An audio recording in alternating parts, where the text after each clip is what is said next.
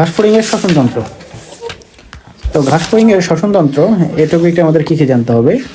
তো জানতে হবে যে ঘাসফড়িং এর শ্বসনতন্ত্র কেমন, এর গাঠনিক এককগুলো কি কি আছে, এবং এখানে যে কিভাবে আর কি মানে শ্বসনটা হয়ে থাকে আর কি, এটা একটু আমাদের জানতে হবে প্রক্রিয়াটা আর কি। তো এই শ্বসনের জন্য আমরা জানি, বাইরে পড়ছিলাম যে অ্যাবডোমেনের ভেতরে এবং থোরাক্সের মধ্যে দেখছিলাম আমরা কি থাকে বলতো, এই কিছু রন্ধ্র ছিল, সেগুলো এখানে ব্যাপার আছে, স্পাইরাকল বলছিলাম, সেগুলো একটু এখানে আমাদের জানতে হবে। কোথায় কয়টা কোনগুলার কি কাজ, এগুলো একটু আমরা জানবো। তো দেখো কি বলছে, অন্যান্য স্থলচর পতঙ্গের মতো ঘাসফড়িং এর শ্বসনের জন্য বাতাস থেকে অক্সিজেন গ্রহণ করে। সবারই অক্সিজেন দরকার, কেননা কি করতে হবে, অসুস্থ খাবারকে জারিত করতে হবে, শ্বসন সম্পন্ন করতে হবে।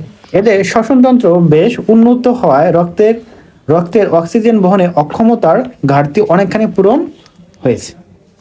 মিলি দেখো, আমি যেটা বলছিলাম, এই পতঙ্গগুলো মানে রক্তের মধ্যে কি থাকে না বলতো, অক্সিজেন থাকে না, এরা অক্সিজেন ক্যারি করে না, কেননা এদের মধ্যে কি নাই, কোনো রঞ্জক পদার্থ নাই, যেমন হিমোগ্লোবিন নাই, হিমোগ্লোবিন কিছু নাই, এগুলো রঞ্জক পদার্থ নাই।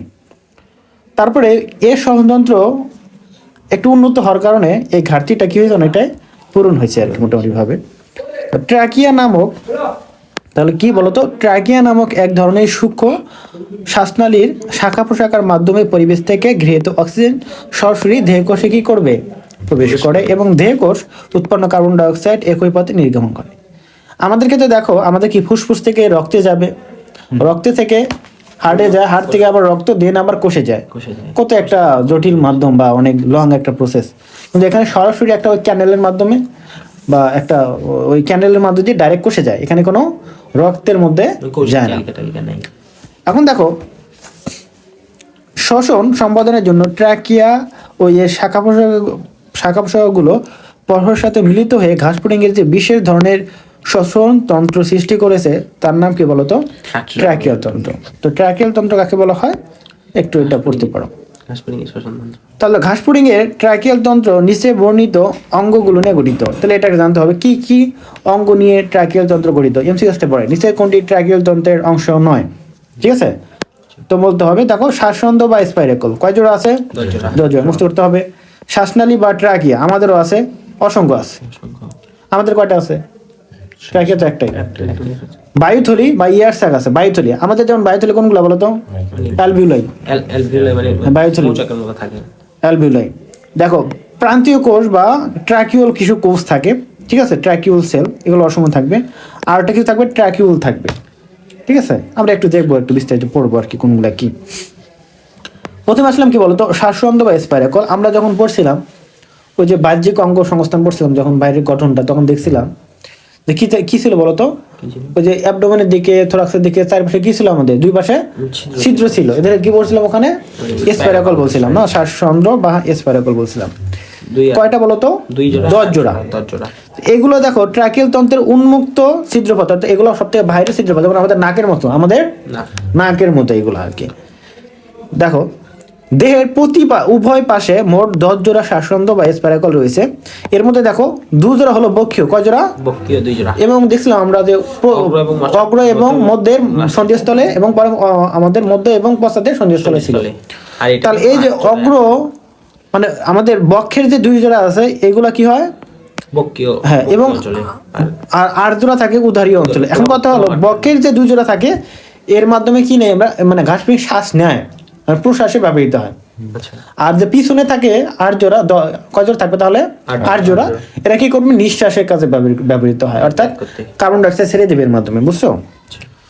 এখন দেখো, এই যে প্রতিটি স্পাইরাকল ডিম্বাকার ছিদ্রবিশেষ, কেমন ছিদ্রবিশেষ, ডিম্বাকার, এবং এটি পেরিট্রিম নামক কাইটিন নির্মিত প্রাচীরে পরিবেষ্টিত থাকে। তাকে প্রাচীর ঘেরা থাকবে ছিদ্রের চারপাশে, ঠিক আছে? এটার নাম কি, পেরিট্রিম। ভেরি ভেরি ইম্পর্টেন্ট, যে পেরিট্রিম কই থাকে, ঠিক আছে?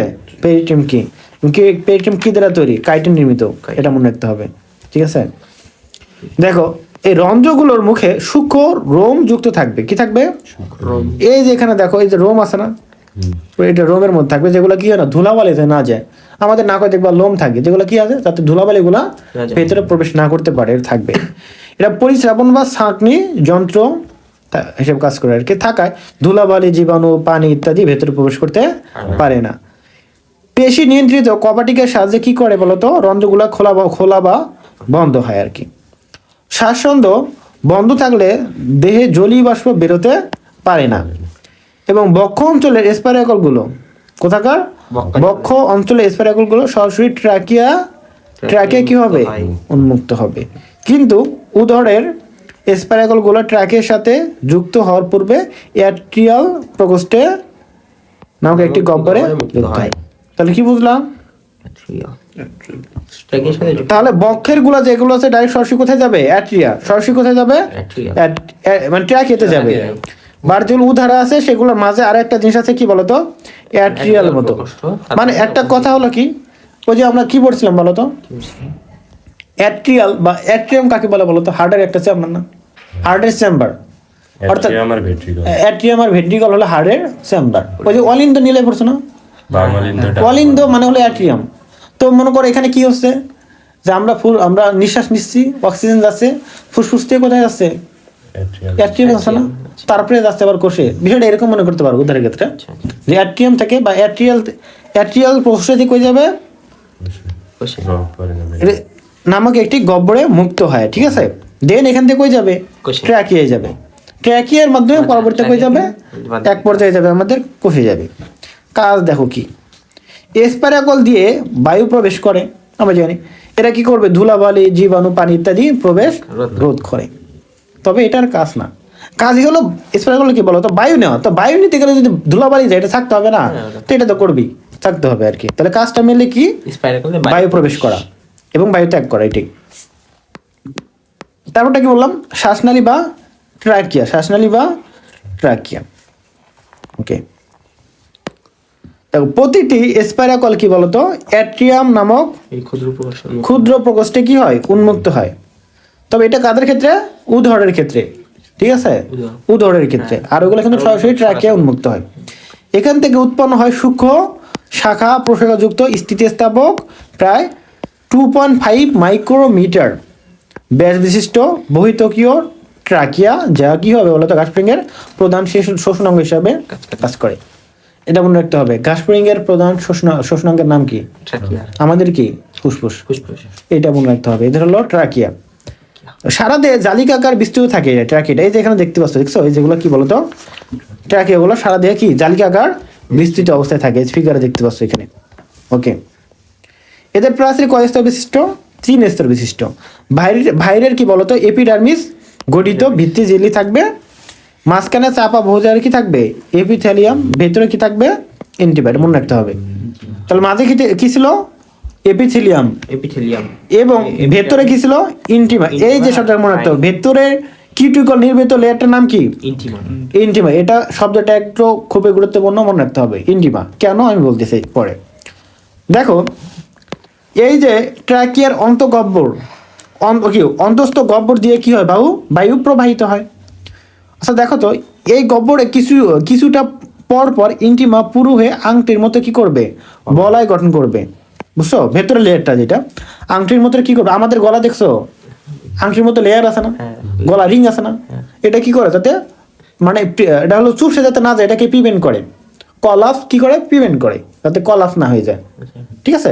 এদের ক্ষেত্রেও ঠিক এমনটাই, যাতে কি হয়, যখন বায়ু শূন্য অবস্থায় যাতে চুপসে না যায়, এই জন্য রিংগুলা কি করে? ওটা প্রিভেন্ট করে, বুঝছো? আবার বেশি বায়ু হলে যাতে এটা আবার ডাইলেটেড না হয়ে যায়, প্রসারিত না হয়ে যায়, এটাকেও কি করে? প্রিভেন্ট করে। আর নির্দিষ্ট একটা কাঠামো মেনটেন করে কে? মানে ট্রাকিয়াটা। এই যে মানে অন্তস্থ গহ্বরটা, এটা ইন্টিমা পুরো আংটির মতো বলয় গঠন করে। এর নাম কি বলতো? টিনিডিয়া। তাহলে এই যে কাজগুলো কে করতেছে? টিনিডিয়া, বুঝছো? তাহলে বাতাসের চাপ হ্রাস পেলে টিনিডিয়া কি করতে পারে? টিনিডিয়া ট্রাকিয়াকে চুষতে যাওয়া থেকে, এটা কিন্তু পরীক্ষায় বিভিন্ন জায়গায় আসে। হ্যাঁ, চুষে। তাহলে কি আমাদের ট্রাকিয়াকে চুষতে যাওয়া থেকে রক্ষা করে কে বলতো? টিনিডিয়া। এইটা কিন্তু পরীক্ষা আসে। আচ্ছা, আমাদেরটার নাম নেই? কি বললাম? এই যে এটা, ওটার নামটা কি? এটা আমাদের ওইভাবে নামটা মানে রিং বলা হয়, আলাদাভাবে নাম বলা হয় না এইভাবে। এটা মানে এটা আসলে কি, এটা হলো তরুণ আস্তে এগুলো, বুঝছো? কার্টিলেজ বলি আমরা, রিং।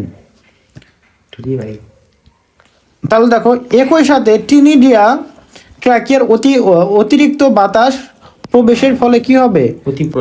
অতি প্রসারণ হতে পারে। তো এটাও কি করবে? রক্ষা করবে। দেহে ট্রাকিয়া জালিকার বিন্যস্ত থাকলেও প্রধান কয়েকটি নালী অনুদৈর্ঘ্য ও অনুপ্রস্থ বিন্যস্ত থাকে, ঠিক আছে? এদেরকে কি বলা হবে? ট্রাকিয়াল কাণ্ড বলা হয়। অর্থাৎ দেখো আমাদের দেহে সব জায়গায় কি বিস্তৃত আছে, তবে নির্দিষ্ট একটা জায়গা জুড়ে, যেমন আমরা ব্যান্ড পড়ছিলাম, আমরা কক্ষপথ পড়ছিলাম ইলেকট্রনের ক্ষেত্রে, তো নির্দিষ্ট একটা জায়গা জুড়ে থাকে না এইভাবে, তো এখানে একটা থাকবা, এই দেখো এখানে দেখতে পাচ্ছ, এখানে নিচের দিক দিয়ে একটা লেয়ার আছে, উপরের দিক দিয়ে একটা লেয়ার থাকে, এবং মাঝের দিক দিয়েও কি থাকে? একটা লেয়ার থাকে, বুঝতে পারছো? এরকম থাকে। 3টা অঞ্চলে আমরা বিভক্ত করতে পারি। কটা অঞ্চলে? 3টা। আমরা দেখছিলাম প্রকোষ্ঠ কটা থাকে, ওই যে অ্যাবডোমেনের 3টা থাকে না, দুটো পদার্থ দ্বারা হ্যাঁ। 3 ভাগে বিভক্ত। বিভক্ত। এখানে ওই 3টা লেয়ারে 3টা জিনিস থাকবে আর কি, ভাগ থাকবে। ওকে, তাহলে 3 জোড়া কি থাকবে? অনুদৈর্ঘ্য ট্রাকিয়াল কাণ্ড দেহের দৈর্ঘ্য বরাবর বিস্তৃত থাকে, 3 জোড়া। এখন এটা দেখো কি বলছে, দেহের দুপাশে অবস্থিত এক জোড়া পার্শ্বীয় অনুদৈর্ঘ্য ট্রাকিয়াল কাণ্ড থাকবে, দুই পাশে, পাশ দিয়ে, দুই সাইডে থাকবে, ঠিক আছে? আর একটা থাকবে উপরে, একটা থাকবে নিচে। নিচে তো দুই পাশে 2 জোড়া, অর্থাৎ মানে কি, ওই যে ছিদ্র যে দিক দিয়ে থাকে না, দুই সাইড দিয়ে, হ্যাঁ। ওই 2 সাইড বরাবর থাকবে, দুই পাশে 2টা, আর উপরে থাকবে 1 জোড়া, নিচে থাকবে আরেক জায়গা 1 জোড়া। তাহলে দেখো যেটা থাকবে পাশ বড় পাশে থাকবে, এটা পার্শ্বীয় অনুদৈর্ঘ্য ট্রাকিয়াল কাণ্ড থাকবে। পৃষ্ঠীয়। আর এটা হলো হৃদযন্ত্র, মানে আমরা পেরিকার্ডিয়াল সাইনাস যেখানে আছে ওখানে কি থাকবে? পৃষ্ঠীয় অনুদৈর্ঘ্য ট্রাকিয়াল কাণ্ড থাকবে। আর একটা যেটা আমাদের কি ছিল বলতো, নিউরাল সাইনাস যেটা ছিল, পেরিনিউরাল সাইনাস, এখানে কি থাকবে? অঙ্কীয় অনুদৈর্ঘ্য ট্রাকিয়াল কাণ্ড, বুঝতে পারছো? তাহলে এটা বুঝতে হবে। এখন দেখো পরে কি বললো, দেহের প্রতি পাশে অবস্থিত পার্শ্বীয় ট্র্যাকিয়াল কাণ্ড থেকে পার্শ্বীয় অঙ্কীয় দিকে কতগুলো কি অনুপ্রস্থ ট্র্যাকিয়াল কাণ্ড সৃষ্টি হয়, যথাক্রমে পৃষ্ঠীয় অঙ্কীয় ট্র্যাকিয়ালকে সংযুক্ত করে। এই যে এখানে দেখো, এই যে এগুলো কিছু কিছু আছে, দেখো তো, এই যেগুলোকে সংযুক্ত করছে না, পৃষ্ঠীয় সাথে অঙ্কীয়কে কি করছে? সংযুক্ত করছে না, বুঝতে পারছো? তো এইগুলোর কথা বলছে, এগুলো পার্শ্বীয়, ঠিক আছে? অনুপ্রস্থ। হ্যাঁ, এগুলাকে অনুপ্রস্থ বলা হয়। যাই হোক, ওকে, কোথায় গেল? এখন দেখো তাহলে ট্রাকিয়া সমগ্র দেহে শ্বসনিক গ্যাস পরিবহন করে। এটা কি বলতো? পাইপলাইন আর কি। ওই যে বাসা বাড়িতে এমন করো গ্যাস দেয় না, হ্যাঁ। ওইরকম বিষয়টা, যে গ্যাস দিচ্ছে বাসা বাড়িতে পাইপের মাধ্যমে, যার যেখানে ইচ্ছা খুলে লাগাই নিছে, ঠিক আছে? তো এরকম সিস্টেম, যে পাইপলাইনটাই হলো মেনলি এখানে ট্রাকিয়াল তন্ত্র, বুঝতে পারছো? ওকে ওকে, তাহলে এই যে এখানে ফিগারটা দেখতে পারো, এখানে বাইরে এটা কি বলতো, এই যে আমাদের স্পাইরাকল বা শ্বাসন্দ, এখান দিয়ে গেল, এই যে বাইরের লেয়ারগুলো বলছে, বাইরের লেয়ার কি? এপিথেলিয়াম এখানে আছে, ঠিক আছে? মাঝের লেয়ার আছে এপিথেলিয়াম। তারপর দেখো এই ভেতরে কি ছিল বলতো, আমাদের ইন্টিমাটা কি করবে বলতো? টিনিডিয়া গঠন করবে, এই যে লেয়ারগুলো গোলাকৃতি, এগুলো ইন্টিমা গঠন করবে, ঠিক আছে? এটা ট্রাকিয়া। তারপর এখানে গিয়ে দেখো এই যে ট্রাকিয়াগুলো শাখা পোশাখা তৈরি হলো, ঠিক আছে? এবং ট্রাকিওল এগুলো আমরা পড়তেছি, এখনো ট্রাকিয়াল রস আছে এখানে, এটা আমরা পড়তেছি একটু পরে, দেখো। এখন কিছু আছে কি বলতো, এয়ার সেক বা বায়ুথলি আছে, কি আছে বলতো? কিছু বায়ুথলি, এই যে নিচে চিত্রটা দেখতে পাচ্ছ, বায়ুথলি। অর্থাৎ এটা আমাদের কিসের মতো অনেকটা বলতো, আমাদের যে অ্যালভোলে আছে না, এর মতো অনেকটা।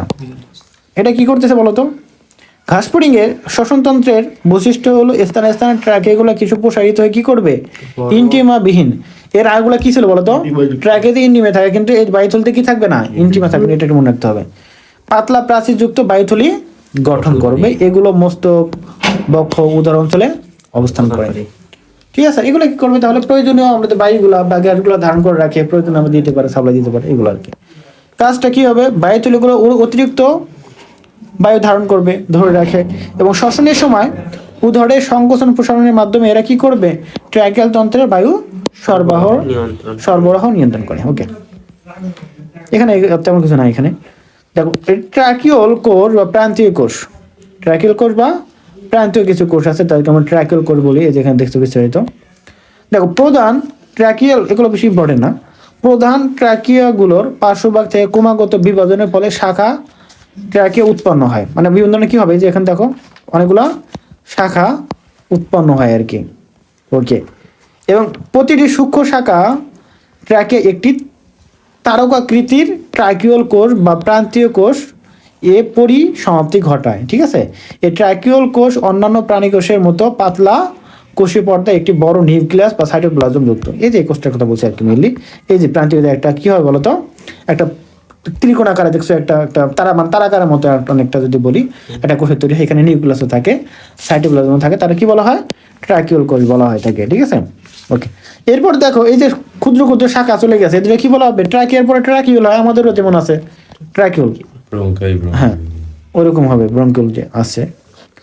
তো দেখো ওরকম এখানে থাকে, এগুলো পড়লাম। তো ট্রাকিউল এখানে দেখো, ট্রাকিউলটা কি এগুলো বললাম কি দেখো, তাহলে এগুলো পড়ে নিবা। এগুলো দেখো, ট্রাকিউল কোষ থেকে শ্রেষ্ঠ ট্রাকিয়া অপেক্ষা ক্ষুদ্র সূক্ষ্ম 1 মাইক্রোমিটার এরকম ব্যাস বিশিষ্ট প্রচুর সংখ্যক জালিকাকার বিস্তৃত শাখাকে কি বলা হবে? ট্রাকিউল। যেটা দেখালাম পরে আছে যেগুলো, এগুলো কি বলতো? কাইটিন বা ইন্টিমাবিহীন, এটা মনে রাখতে হবে। ইন্টিমা শুধু কই ছিল? ট্রাকিয়াতে ছিল। এইগুলা এগুলো পড়লো আর কি। এখানে কি আছে বলতো? তরল, এর মধ্যে কি থাকবে বলতো? অক্সিজেন, তরল পূর্ণ থাকবে, অক্সিজেন থাকবে, মানে কি থাকবে? লিকুইড থাকবে। কেমন লিকুইড? ইন্টারস্টেশিয়াল ফ্লুইড আছে না? ইন্টারস্টেশিয়াল ফ্লুইড, আন্তঃকোষীয় রস আছে, এক্সট্রাসেলুলার ফ্লুইড আমরা বলি।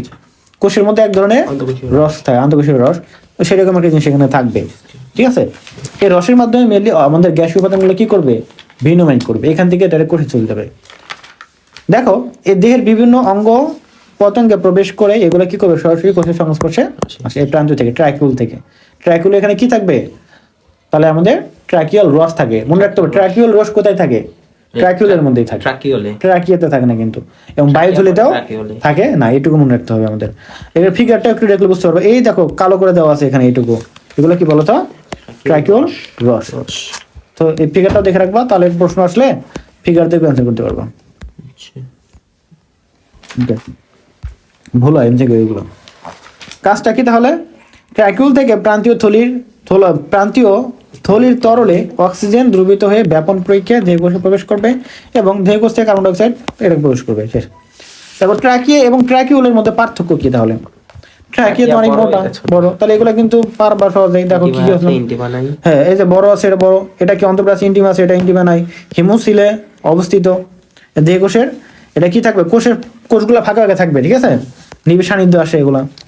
এটা রূপার মধ্যে চকচকে, এটা সাদাটা হবে, বায়ুপূর্ণ থাকবে, এটা তরলে পূর্ণ থাকে, দেখলাম তাই না? অ্যাট্রিয়াম থেকে উৎপন্ন হয়, এটা কিন্তু অ্যাট্রিয়াম থেকে উৎপন্ন হবে, ট্রাকিউল কোষ থেকে উৎপন্ন হয়। ট্রাকিউল কোষে কি হবে? ট্রাকিউল কোষে পরিসমাপ্তি ঘটে, কিন্তু এর কি হবে? এর দেহকোষে পরিসমাপ্তি হবে। দেহকোষের প্রত্যেক সান্নিধ্য থাকে না, এটা কিন্তু থাকবে। এটা কি করবে? স্পাইরাকল থেকে ট্রাকিউলে কি করে? এগুলো তো জানে কাজটা, কোথা থেকে কোথায় নিয়ে আসছে। তো এগুলো কিন্তু সহজে একটু পড়ে রাখো, খ নম্বরে দিলেও দিতে পারে, ঠিক আছে?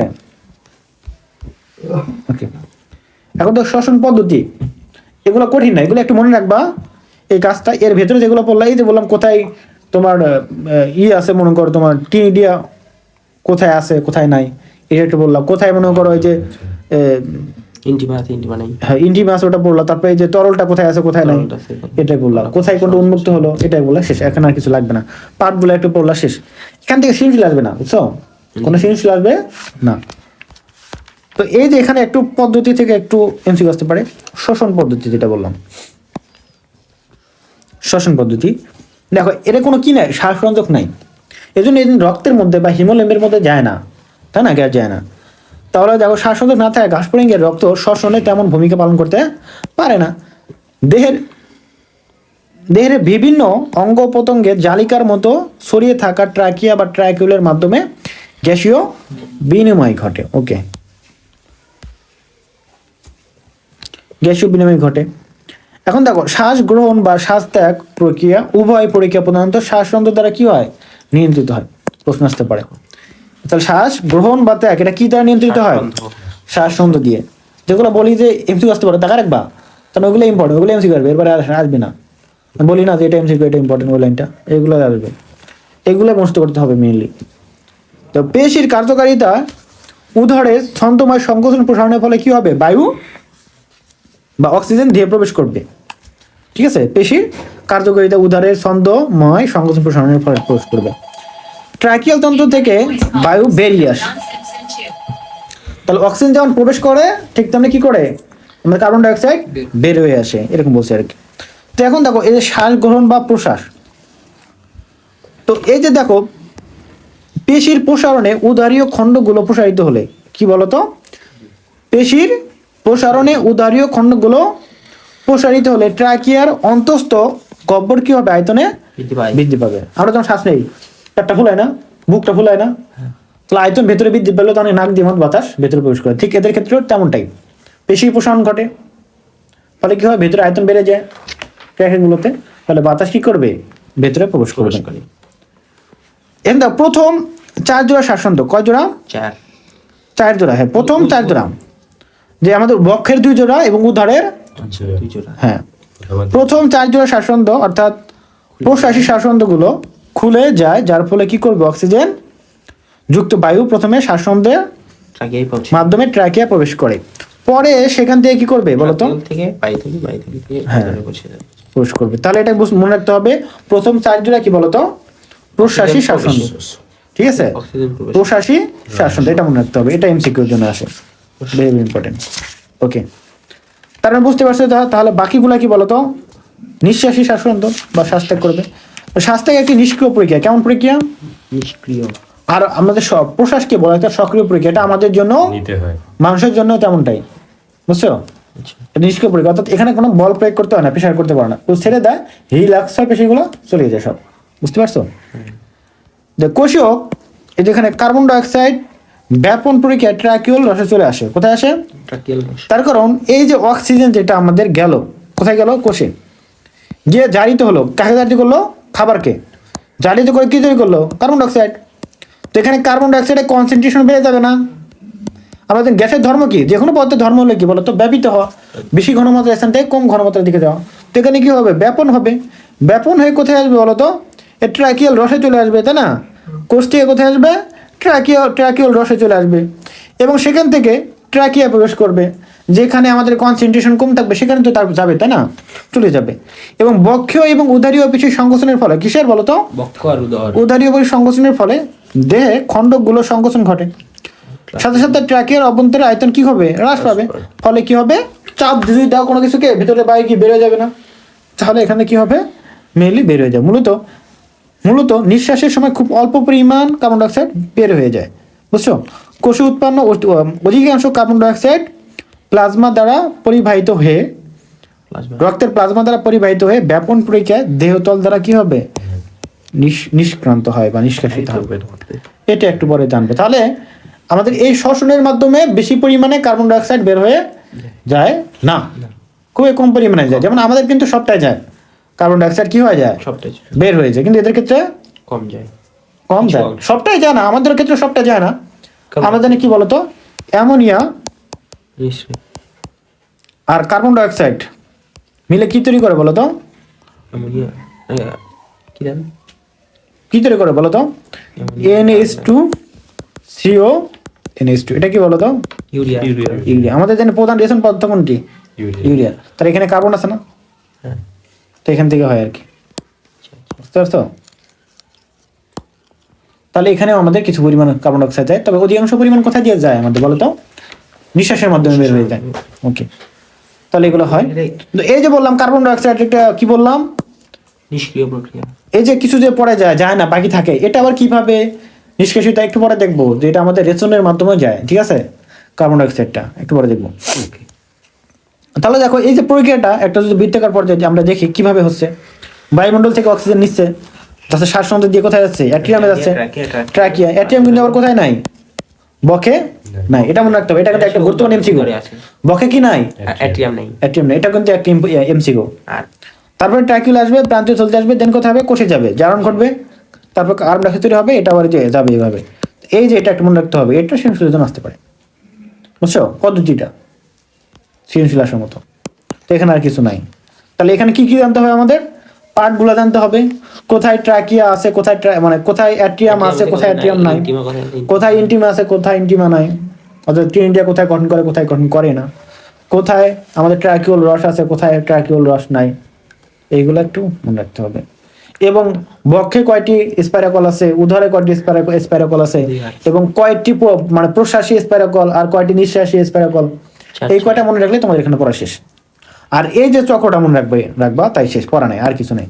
প্রশ্ন করেন হলো সহজে, কিন্তু তার পড়া নেই। এখন দেখি আমরা ঘাসফড়িংয়ের রেশনতন্ত্র, এক্সক্রিটরি সিস্টেম। ঠিক আছে, আমাদের প্রধান রেশনতন্ত্রের নাম কি বলতো? রেচন অঙ্গ রেশন অঙ্গ হলো বৃক্ষ, রেশন তন্ত্র বলে সমষ্টিক সবগুলো মিলিয়ে বোঝায়, বুঝছো? রেশন অঙ্গ হলো বৃক্ষ। ইউরেটার টিউরেটার ওকে, তো এখন দেখো রেচন প্রধান রেচন তন্ত্র একটাই তো। রেশন তন্ত্র বলতে সবগুলোকে বোঝায়। দেখো তাহলে দেখো ঘাস ফড়িংয়ের রেশন তন্ত্র, তাহলে দেখো আমি জাতীয় খাদ্য বিপাকে সৃষ্ট নাইট্রোজেন ঘটিত বর্জ্য পদার্থ নিষ্কাশনের প্রক্রিয়া কি বলা হয়? রেচন রেশন বলা হয়। ম্যাটেরিয়াল যদি এটা ঠিক না সঠিকভাবে, রেশন বলতে সবগুলোকে বোঝায় একত্রে।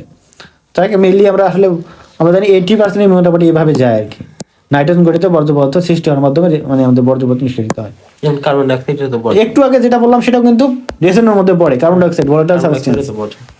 তো যাই হোক আমরা মেনলি রেশন বলতে বোঝাই এই যে নাইট্রোজেন ঘটিত বর্জ্য পদার্থ নিষ্কাশনের ক্ষেত্রে আমাদের যেমন আমাদের দেহে যেমন 90% রেশন মানে বর্জ্য পদার্থ হলো নাইট্রোজেন ঘটিত বর্জ্য পদার্থ, এটা আমাদের কিডনির মাধ্যমে নিষ্কাশিত হয়ে থাকে। তো যাই হোক এটা বলছে, দেখো অন্যান্য পতঙ্গের মতো ঘাসফড়িংয়ের প্রধান রেশন অঙ্গ কি বলতো? মালপিজিয়ান নালিকা। মালপিজিয়ান নালিকা এর আগে আমরা দেখছিলাম, ঠিক আছে? এগুলো মিলে আমাদের কই থাকে বলতো? মানে পৌষ্টিক নালীতে। হ্যাঁ, পৌষ্টিক নালী। পৌষ্টিক নালী থেকে আমাদের বের হয়, দুই সাইডে থাকে আমাদের, মেসেন্টেরন। ঠিক আছে? মেসেন্ট্রন এবং আমাদের কোথায় আইলিয়ামের মাঝে থাকে, সন্ধিস্থল থেকে তার দিকে বের হয়ে যায়। বের হয়ে যায়। দেখো তবে মেদপুঞ্জের কিছু কোষ থাকতে পারে। প্রধান রেশন অঙ্গ কি বলতো? মালপিজিয়ান নালিকা। তবে আরো কিছু কোষ থাকবে, সেটাও কি বলতো? ইউরেট কোষ, ইউরিকোস কোষ, নেপ্রোসাইট এবং কিউটিকল। এইগুলো মুক্ত করতে হবে। যে অতিরিক্ত রেশন অঙ্গ কোনগুলা মালপিজিয়ান নালিকার সাথে মুক্ত করতে হবে? ইউরেট, ইউরিকোস, ইউরিকোস, নেপ্রোসাইট এবং কিউটিকল মুক্ত করবা। এগুলো রেশন অঙ্গ হিসেবে কাজ করতে পারে। তো মালপিজিয়ান নালিকা তাহলে কিভাবে কাজ করে? বিজ্ঞানের নাম মুক্ত করতে পারো, না করলে নাই, সমস্যা নাই। অবস্থান দেখো তাহলে মেসেন্ট্রন এবং আইলিয়াম বা ইলিয়ামের সংযোগস্থলে অসংখ্য সুতার মতো মালপিজিয়ান নালিকা হিমোসিলে বিস্তৃত থাকে, আমরা দেখছিলাম এই যেভাবে চিত্রতে দেখা যাচ্ছে, তাই না? এইগুলো মুক্ত প্রান্ত কি বলতো? বদ্ধ ধরনের। এবং হিমোসিল গহ্বরে হিমোলম্বের মধ্যে কি থাকে? নিমজ্জিত থাকে। এরকম বলছো নাকি? বোঝো না এটা? হিমোলিম্ফের মধ্যে কি থাকবে? নিমজ্জিত নিমজ্জিত থাকে। মেইনলি এটা কোন সাইনাসে? মানে পেরিভিসেরাল সাইনাসে মাঝখানে। নিমজ্জিত থাকবে মাঝের মধ্যে। অন্য প্রান্ত কই থাকবে? পৌষ্টিক নালীর গহ্বরে উন্মুক্ত থাকে, তাই না? পুষ্করিত। এই যে পৌষ্টিক নালীর গহ্বরে উন্মুক্ত থাকে, আর এক প্রান্ত কি থাকবে? আমাদের এই পেরিভিসেরাল সাইনাস থাকবে, এবং এটা আন্দোলিত অবস্থায় থাকবে বা নাড়াচাড়া করতে পারে, ঠিক আছে? ওকে, এরকম একটা সিস্টেম। তেমন কথা এই যে বললাম কোথায় থাকে বলতো? মেসেন্ট্রন এবং মেসেন্ট্রন এবং আইলিয়ামের সংযোগস্থলে। তো এখানে আমরা বলছিলাম যে এই যে পশ্চাৎ অংশটা যেটা ছিল, ঠিক আছে, হিনগার্ড যেটা ছিল, এখানে কি কি জন্য পার্ট ছিল বলতো তুমি? হিনগার্ডের পার্ট কি ছিল? বক্ষ না, ওই যে পরিপাকতন্ত্রের পরিপাকতন্ত্র লাস্টেরটা। লাস্টের পার্টে কি কি অংশ ছিল বলতো? শুরু হয়েছিল ইলিয়াম দিয়ে। ইলিয়াম ছিল, তারপরে কোলন ছিল, এই কিরে পা ধর, এই ইলিয়াম কোলন রেক্টাম আর কিরে? ছিদ্র। ছিল আর পাইছিস ছিল। পা ধর, তারপর এই ইলিয়াম কিরে, তারপর কি কোলন, রথে হলো রেক্টাম, পথে হলো পায়ু। পাইছিস। মনে থাকবে না? মনে রাখবা, এই কিরে পা ধর। তো জানো তো, এটা বলবো না, বলো না কেন? হিট অফ দ্য মোমেন্ট হয়ে গেছে। দেখো তাহলে হলো এখানে এই যে এখানে দেখো এই যে লুমেন যেগুলো থাকে আর কি, এই যে কি বললাম, এই যে এগুলা কি বলতো? মালপিজিয়ান নালিকা। সাইনাস। এই বাইরেটা হলে কি? ভিত্তি পর্দা, ঠিক আছে? আর ভেতরে যে লুমেন, লুমেনের প্রাচীরে কি হয়? ব্রাশ বর্ডার গঠন করে, কি বলতো? Brush powder. ওই যে মাইক্রোভিলাই আছে না, ওইগুলো মিলে কি করে? ব্রাশ বর্ডার গঠন করে, একটা শোষণ তল আর কি। আর মাঝে যে কোষ আছে কি বলতো? এপিথেলিয়াল কোষ, ওই যে আগেরটার মতোই এপিথেলিয়াল কোষ। ট্রাকিয়াতেও কি ছিল বলতো? এপিথেলিয়াল ছিল না, লেয়ার ছিল, এটা ছিল এপিথেলিয়াল কোষ। মাঝে কি আছে? এই যে কিছু নিউক্লিয়াসও আছে, ঠিক আছে? ওকে, কোষের মধ্যে নিউক্লিয়াস আছে। তো এইগুলো এখানে কথা। তো এখন কথা হলো এই যে প্রতিটি মালপিজিয়ান নালিকা কত সেন্টিমিটার লম্বা? 25 মিলিমিটার লম্বা। ওকে, এগুলো মনে রাখতে হবে। শুরু বেরিয়ে এগুলো কি বলছে? এগুলা ভেতরের ফাঁপা লাভারকে লুমেন বলা হয়, এগুলো একটু বললাম। চিত্রটাও লাগবে কি? মাইক্রোভিলাই, দেখো এই যে ভেতরে কি আছে? মাইক্রোভিলাই থাকে, যেগুলো কি করবে? ব্রাশ বর্ডার গঠন করবে, তাই না? চিত্রটাও লাগবে। এখন দেখো যে মাইক্রোবিলাই কোনটা? এই যে চিত্র নিচেটা লাগবে। মাইক্রোবিলাই সম্মিলিত ভাবে কি করবে? ব্রাশ বর্ডার গঠন করে। ওকে, এগুলো শ্বসনতল হিসেবে কাজ করে। তো নালীগুলা কি নিজে ততটা নরমক্ষম নয়, তবে যে হিমোজুল আন্দোলনে কি হবে? হিমোলিম্ফের আন্দোলনে এগুলো কি হবে? রেশন সম্পন্ন করে, নাড়াচাড়া করে, ভেতরে প্রবেশ করবে এই রেশন পদার্থগুলো। কার্যপদ্ধতি এই যে এটা মনে রাখতে হবে, রেশন পদ্ধতি আসলে কিভাবে ঘটে, বুঝছো? এই যে এখানে ফিগারটা দেওয়া আছে, এটা কি বলতো? মালপিজিয়ান নালিকা। এটা হলে কি বলতো? টার্মিনাল পার্ট, প্রান্ত যেটা উন্মুক্ত পার্ট, আর এটা কি বলতো আমাদের এই পরিপাক নালীতে সংযুক্ত অবস্থায়, নিমজ্জিত পার্টটা। এটা হলো নিমজ্জিত পার্ট, এটা কি পরিপাক নালীতে সংযুক্ত অবস্থায় আছে, যে পৌষ্টিক নালীতে, বুঝছো? তা আছে। তো এখন মেলে কি ঘটে, এটা তোমার যখন আন্দোলিত হয় হিমোলিম্বের কারণে বা যে নিজে অনেকটা হালকা পরিমাণে আন্দোলিত হতে পারে, তো এর ভিতর থেকে এই যে পটাশিয়াম ইউরেট, একটা সাবস্টেন্স, পটাশিয়াম ইউরেট এবং পানি এগুলো শোষিত হয়, এবং কার্বন ডাইঅক্সাইড যেগুলো বললাম না রেশন পদার্থ, ভলাটাইল সাবস্টেন্স, তো এগুলো কি হবে টার্মিনাল পার্ট দিয়ে কি করবে, শোষণ করবে, শোষিত হবে। হওয়ার পরে এগুলো বিক্রি করার মাধ্যমে কি তৈরি করবে, পটাশিয়াম বাইকার্বনেট, পানি পটাশিয়াম বাইকার্বনেট প্লাস পানি পানি। তো এগুলো কি করবে, ইউরিক অ্যাসিডও তৈরি করে। এই যে এর মধ্যে কি করবে, এই যে পানিটা আবার কি করবে, এই যে আমাদের গোড়ার অংশ, কোথার অংশ, গোড়া এখানে আবার কি করতে পারে, পুনঃশোষণ হয় কোথায়, দেহের মধ্যে, অর্থাৎ এখান থেকে পানিটা আবার হয়ে যায়, বের হয়ে যায় কোথায়, দেহের মধ্যে, দেহের ভিতরে মানে নালী থেকে দেহের ভিতরে চলে যায়, মালবিদানকে থেকে। আর বাকি এই যে এখান থেকে কি ধরে এগুলা চলে যায়, ঠিক আছে, পটাশিয়াম বাইকার্বনেট থেকে পানি চলে যায়, কি হয় এখানে, যেমন ইউরিক অ্যাসিড তৈরি হয়, এগুলো আবার কোথায় যাবে বলতো, এই যে পরিপাক নালীর মাধ্যমে এগুলো আমাদের কে যাবে, বজ্র হয়ে আমাদের বর্জ্য হয়ে বাইরে যাবে। দিয়ে বের হয়ে যায়। এখন কথা হলো যে আমাদের ক্ষেত্রে বলতো আমাদের নাইট্রোজেন গঠিত বর্জ্য পদার্থটা আমাদের কিসের মাধ্যমে যায় বলতো, ইউরিনের মাধ্যমে, আর এদের যায় স্টুলের মাধ্যমে, কিসের মাধ্যমে, স্টুল কই আছে এটা, মানে এটা মলের মাধ্যমে যাবে, আমাদের যা মূত্রের মাধ্যমে, এদের মধ্যে কি যাবে, মলের এটা জিনিস একটু মনে রাখতে হবে। এখন দেখো হিটিং দিয়ে একটু নাকি, দেখো প্রতিটি মালপিজিয়ান নালিকার গোড়ার অংশ, কোথার অংশ, নিঃসরণ বা ক্ষরণের জন্য, এই যেটা বললাম কি করে, ক্ষরণ করছিল না, বললাম না, পুনঃশোষণ করে পানি বের হয়ে যায়, তাহলে গোড়ার অংশ কি করবে, পানি পুনঃশোষণ করায় বা ক্ষরণ হতে পারে, নিঃসরণ হতে পারে, এবং প্রান্তীয় অংশ কিসের জন্য বলতো, শোষণের জন্য উপযোজিত। এ নালিকার মুক্ত বা বদ্ধ প্রান্ত হিমোলিম্পে ভাসমান থাকে, পানি, কার্বন ডাইঅক্সাইড, পটাশিয়াম ইউরেট এগুলো শোষণ করবে, এবং নালিকার ভিতরে বিভিন্ন এনজাইমের প্রভাবে পটাশিয়াম বাইকার্বনেট, পানি এবং ইউরিক অ্যাসিডে পরিণত হবে, তাই না?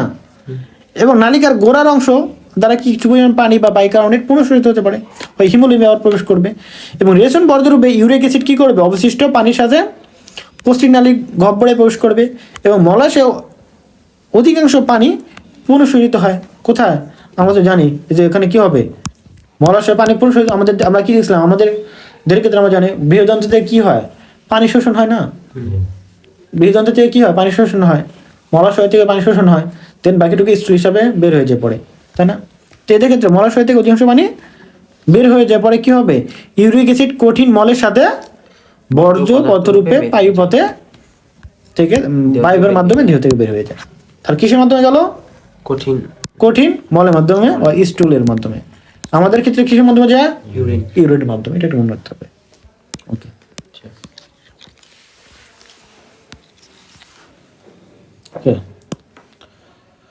এখন দেখো যে অতিরিক্ত বা আনুষঙ্গিক রেশন অঙ্গগুলো যেগুলো পড়ছিলাম, এগুলো একটা পড়বা, এমসিকিউ হিসেবে থাকে।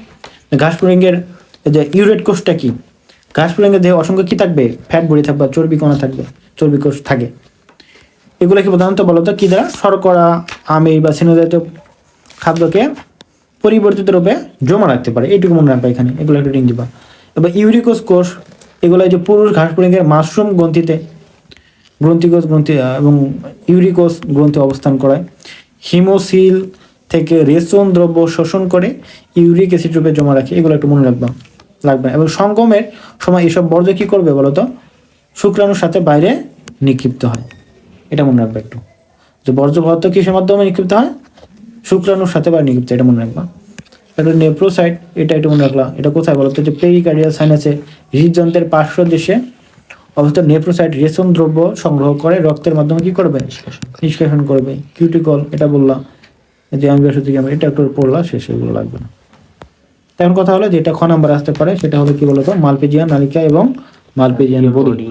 মালপিজিয়ান নালিকা পতঙ্গের মধ্যে থাকে মেনলি, ঠিক আছে, এই যে আর্থপোডাতে, আর মালপিজিয়ান বডি থাকে কি, মেরুদণ্ডী প্রাণীর, যেমন আমাদের দেহে থাকে। মালপিজিয়ান বডি বলতে কি বোঝায়, এই যে আমাদের এই যে রেনাল ক্যাপসুল এবং আর কি যে গ্লোমেরুলাস আছে না, এইভাবে এই দুটো মিলে কি বলা হয়, মালপিজিয়ান বডি, মালপিজিয়াম বডি বলা হয়।